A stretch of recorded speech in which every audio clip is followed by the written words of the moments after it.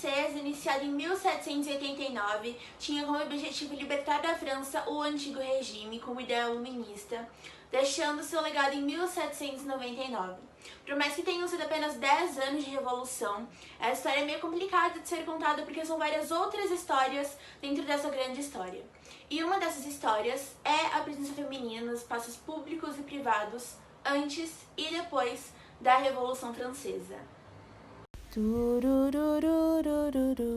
Como a Revolução serviu para tirar o absolutismo da França, luta originada pelo povo, o rei Luís XVI quis acabar com a crise econômica, vida política desestruturada e insatisfação da população, mas é claro que sem acabar com seu poder. Isso é chamado de despotismo esclarecido.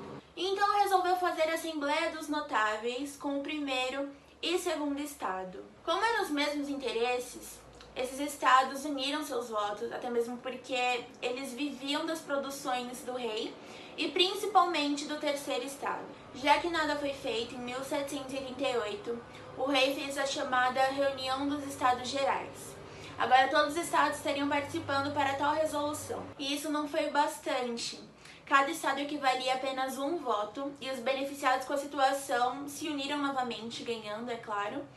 E os que precisavam dessa mínima mudança, o terceiro estado, saiu no preju. O terceiro estado se revoltou e fez o chamado juramento da sala do jogo da pena, onde os participantes não desistiriam até a limitação ou fim do poder do rei. E é onde surgiriam os ainda unidos jacobinos e girondinos, que farão a verdadeira mudança na França e aprovarão a Declaração do Direito do Homem e do Cidadão. A partir disso, se inicia a luta por igualdade na França, tendo como lema liberdade, igualdade e fraternidade.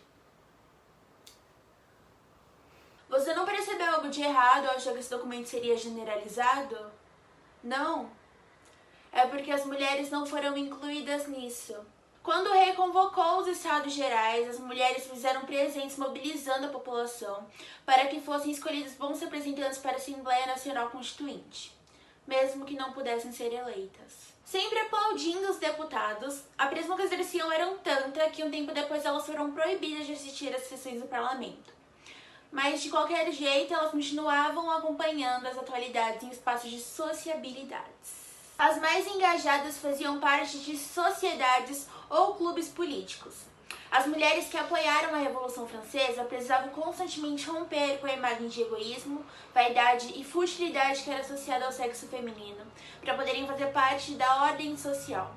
Já as mulheres que não apoiaram a Revolução Francesa ou não apoiavam alguma decisão e se pronunciavam, eram violentadas. O espancamento público era muito usado para calar uma mulher.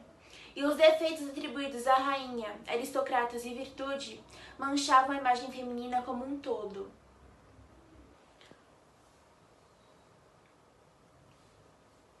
Então acontece a queda da Bastilha em julho de 1789.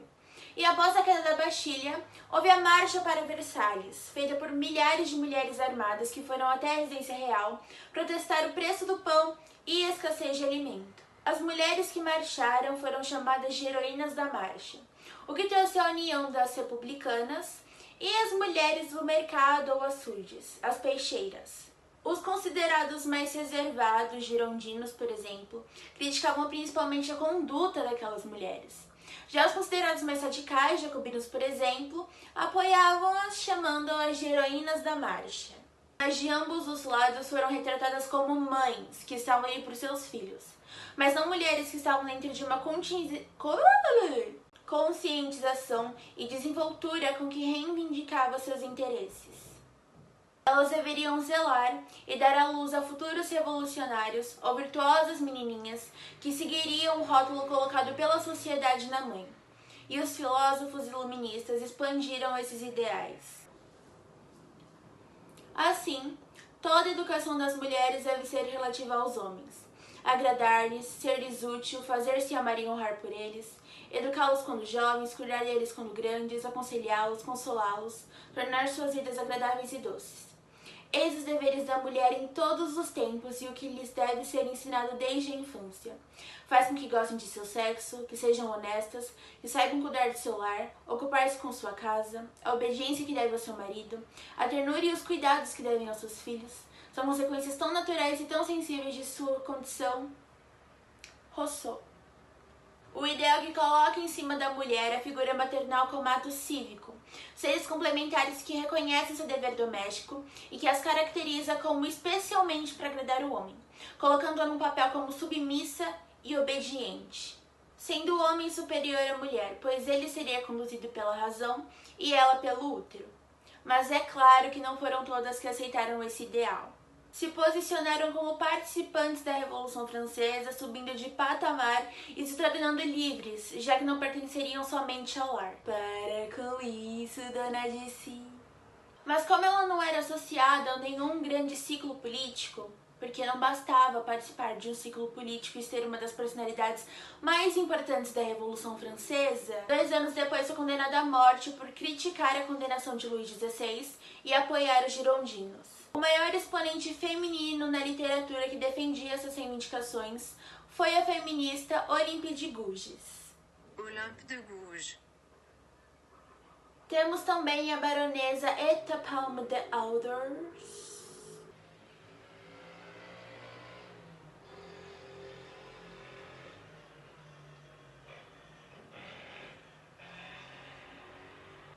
Eta Palme de Elders.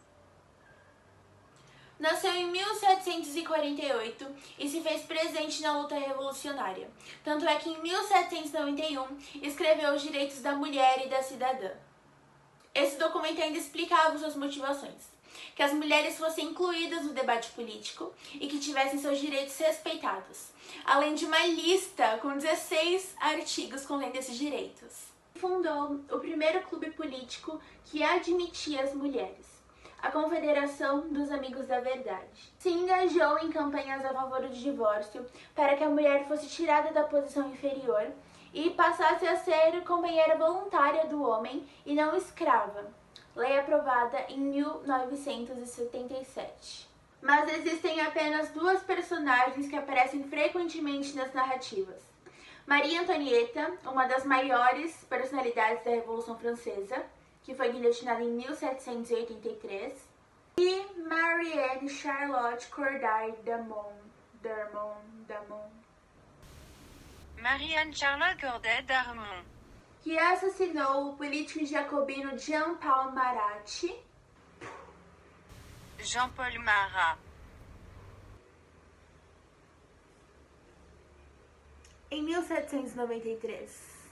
Muitos militares iam contra essa luta.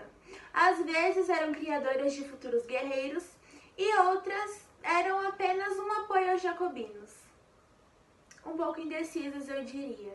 Mas quando o pedido de voto, participação oficial nas assembleias, exigências de medidas radicais e questionamento aos líderes jacobinos, elas passaram a ser vistas como ameaça aos jacobinos, levando à morte de algumas ativistas. Não havia espaço para a mulher na esfera política.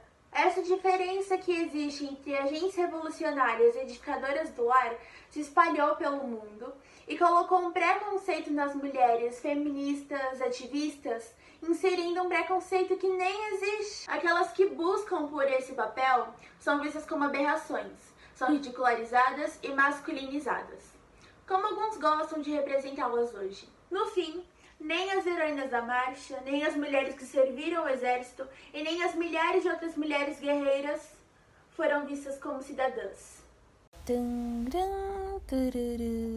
No Brasil, a mulher ganha 23% a menos que o homem. Negras e pardas, 44% a menos.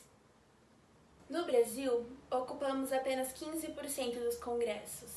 Uma mulher é vítima de estupro a cada 9 dias. 3 mulheres são vítimas de feminicídio a cada dia. As mulheres puderam começar a frequentar universidades apenas em 1879. O direito da herança foi aprovado apenas em 1962. O fim da necessidade da autorização do marido para trabalhar foi aprovado apenas em 1962. A Lei Maria da Penha foi aprovada apenas em 2006. Ontem. E mais outros milhões de problemas existentes no mundo relacionados ao machismo. Mano. Ai. O conceito do feminismo não é fazer tudo o que um homem faz ou deixa de fazer, e sim fazer o que eu quero fazer, existindo ou não um homem. É ter opção, querer e fazer sem ser oprimida, porque ainda há uma meta de igualdade a ser batida.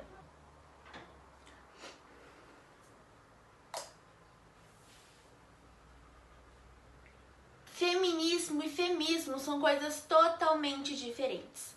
Assim como o machismo, o feminismo é um preconceito que se opõe à igualdade de direitos entre os gêneros, favorecendo o gênero feminino.